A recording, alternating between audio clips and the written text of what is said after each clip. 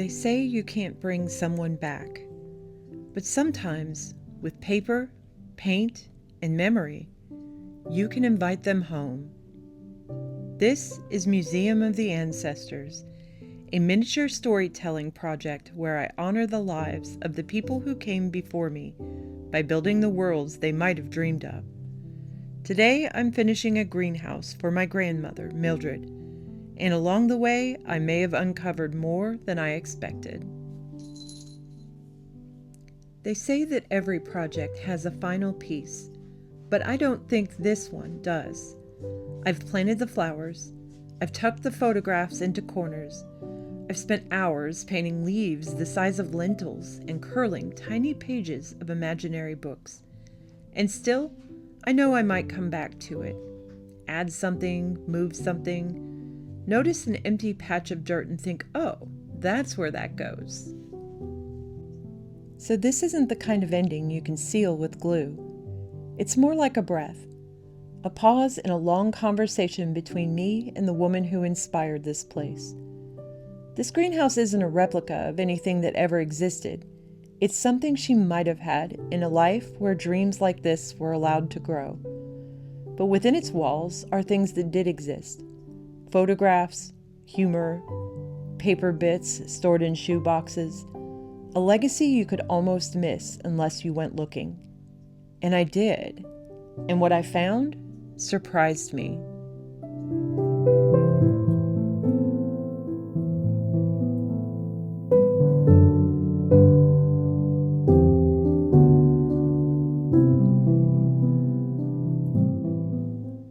It started with a shoebox. Well, many shoeboxes. Mildred didn't collect knickknacks, not really. She collected paper, notes, receipts, photos, labels peeled off canned fruit. She kept the flotsam and jetsam of everyday life as if it might someday tell a story. And now it does.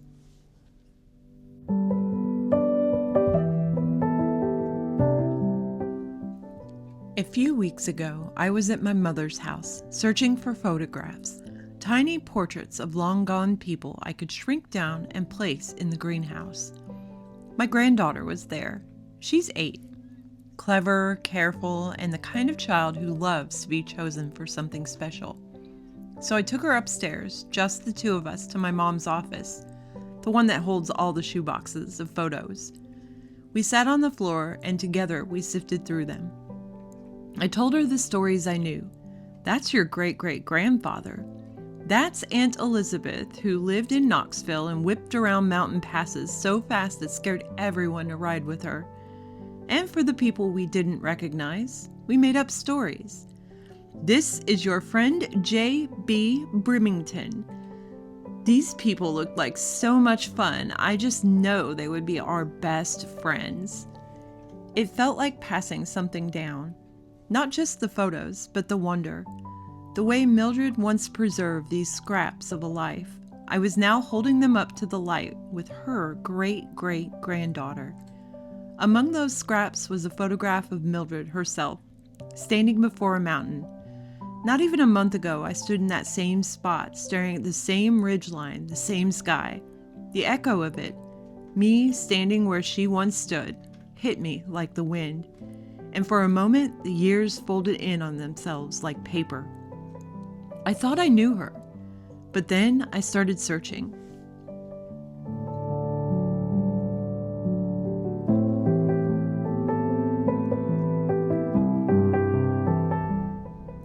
Her name, Mildred May Brunton, was scattered across the social pages of a long-ago newspaper. A dinner with the Browns, a trip to Indianapolis, a small-town wedding so grand it warranted a headline. Miss Mildred May Brunton to wed Clarence Brown. I had known she was a newspaper reporter. What I hadn't known was how alive her world once was, how full her calendar must have been, how much of her life had left tiny fingerprints in print. She didn't write for the big city paper. She wrote for the little one, the weekly. You know, the one that people actually read. And in those lines, both the ones she wrote and the ones written about her, I found her again. not just as my grandmother, but as a person living out loud in a place I had only ever seen in black and white. The greenhouse is something I imagined, but the woman behind it was real, bright, complicated, and full of life. And the more I learn about her, the more I realize I'm not done learning.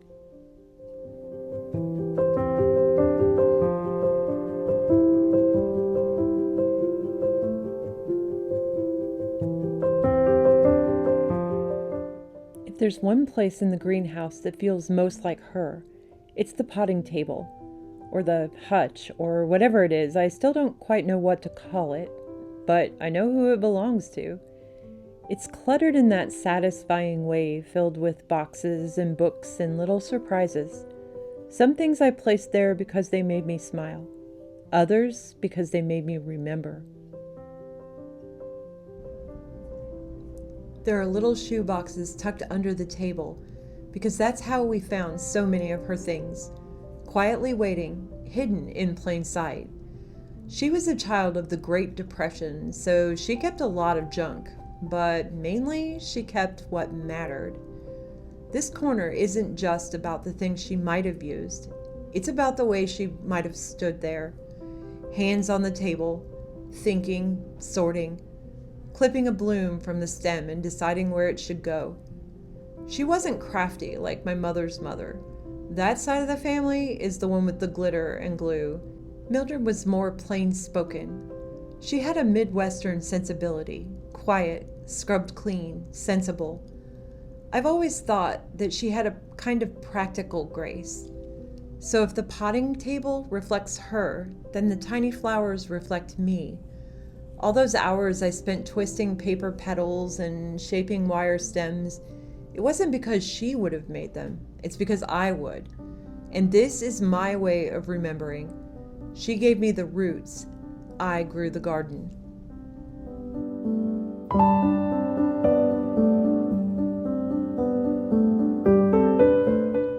Mildred was a lifelong learner. Not the degree-earning kind, though she would have, I think, if life had handed her a different set of cards. No, she was the kind of person who just kept teaching herself things, because knowledge made her world bigger. She read voraciously. She clipped articles, saved pamphlets, tucked away printed things that other people would have thrown out. She asked questions. She stayed curious. She made herself smarter because no one else was going to do it for her. And in making this greenhouse, I realized I do the same. Not always on purpose. Sometimes it's just out of stubbornness, but I learned things I didn't expect to learn. About her, about history, about plants, paint, glue, lighting, camera angles, storytelling, grief, patience, digital restoration, and how many petals it takes to make a convincing button flower. I've never taken a course in miniature making. I just started doing it because I had to. Because something inside of me wanted to build a space where memory and imagination could sit down together and have a cup of tea. And I think she would get that. Mildred might not have understood why I needed to spend 2 hours making something the size of a raisin, but she would have understood the drive behind it. The compulsion to make something meaningful, to say something, even if it's quiet, even if it's tiny. And I think she would have been proud. Not necessarily of the greenhouse itself, though I do hope she would have liked it, but of the effort, the learning, the fact that I taught myself how to bring her back into the light.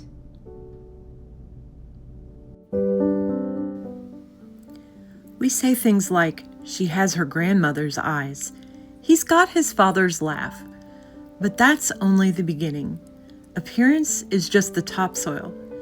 The truth is, we're all walking patchworks, stitched together from the lives, choices, dreams, and heartbreaks of the people who came before us.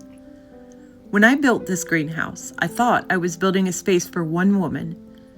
But as the walls went up and the flowers grew, I realized I was making something much bigger. There's the compost heap in the corner, a miniature of the real one Mildred kept, framed with railroad ties, fed with orange peels and rinds, but never bananas because she was allergic. She recycled long before it was cool.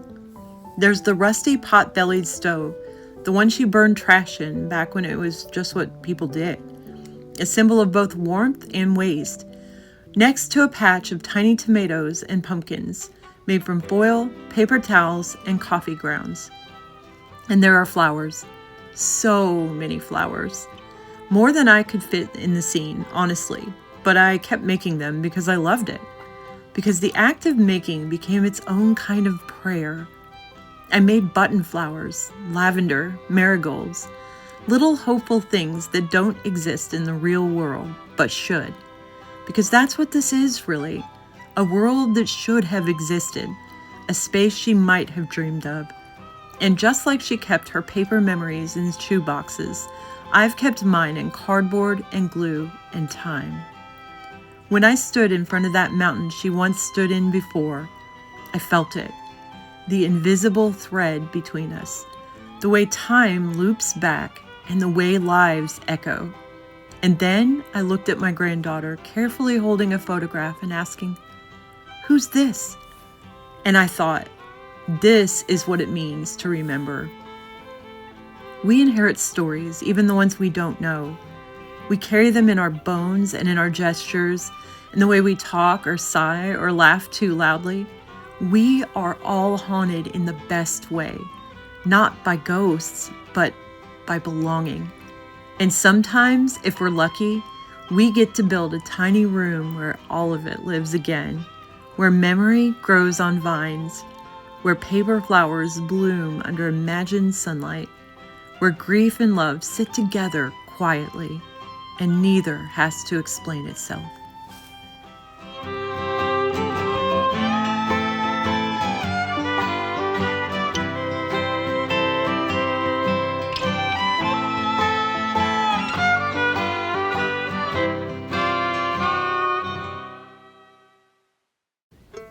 Before I end this story, there's someone else I need to mention.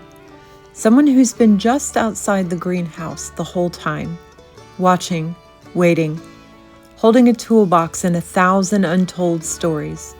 Clarence Brown, my grandfather, Mildred's husband, my father's father. He's next. I never met him. He died when my dad was young, right in front of him, on the other side of a pane of glass. That story will come. I'm not quite ready to open all of it yet, but I can feel it waiting, in the tools, in the dust, in the weight of memory.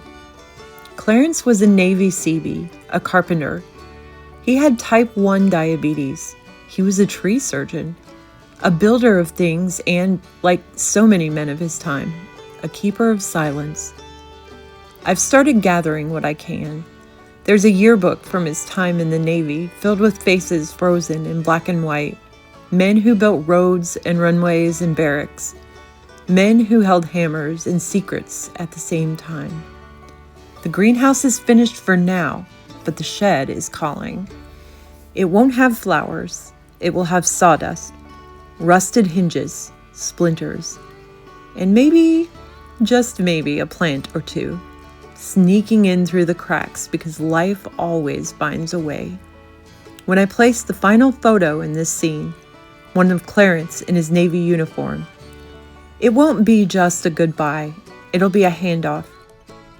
From her to him. From the soft world of bloom and memory to the sharp-edged world of building and breaking and loss. And maybe by telling his story, I'll understand a little bit more about the men in my family, about grief, about strength, and about what it means to make something that lasts.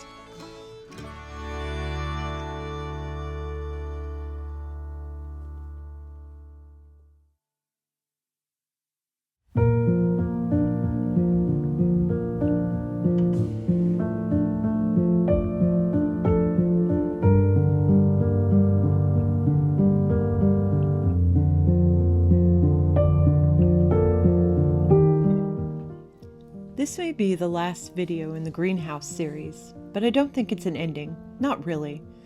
Because if this little glass house has done anything, I hope it's reminded you that you come from somewhere, from someone, from many someones. You don't need a miniature scene to feel it. Maybe it's a recipe card in your drawer, or handwriting on the inside cover of a book. Maybe it's a photograph that's always made you wonder, or maybe it's a shoebox in your mom's closet, waiting. This whole project began with grief, but what it's grown into, what it always grows into, is connection. So here's my invitation to you. Start asking, start remembering, start building something big or small that helps you feel rooted. Maybe it's art, maybe it's a story. Maybe it's sitting with your kids or grandkids, flipping through old photos, making up tales for the faces you don't recognize. Those stories don't have to be accurate, they just have to be yours. And if you're someone who is doing that work too, if you're tracing back threads or honoring the ones who raised you, or just trying to understand how the past shaped the shape of your heart, you're in the right place. I would love to hear about them. Tell me a memory. Tell me about an object you kept and why. Tell me about a person who you've never stopped missing. Leave a comment. Start a conversation. Let's build a little community where memory matters, where old things are cherished, where stories are sacred, where tiny flowers bloom in honor of lives once lived. Because I believe there's power in remembering, in pausing, in making something with your hands that says, they were here, and I am here, and that means something. So thank you, truly, for walking through this greenhouse with me. And if you see a little light in the shed out back, don't worry. That just means Clarence is ready. If this story meant something to you, I hope you'll like, subscribe, and share your own story in the comments. We're all tending the same garden, just from different corners.